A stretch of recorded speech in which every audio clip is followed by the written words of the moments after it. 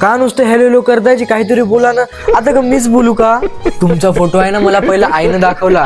मग मी पाहिल्याबरोबर मी म्हणलं हेच पाहिजे, म्हणलं मला पसंत आले म्हणलं.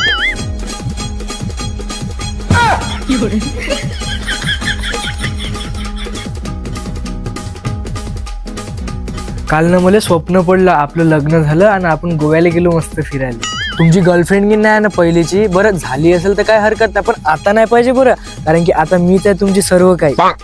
भाऊजी ठेवा फोन, हिच्या गोष्टी संपत नाही. सालपट हो तुमचं, मनात चिलीर चिलीर करता. जा रे आपलं काम कर, बोल दे मला. घरचे कामं गिन करायची हो का नुसते फोनवरच बोलायची हो जरा? करतो ना, आता मी घर सोडूनच जायची आहे ना, थोड्या वेळ बोलू दे ना आता.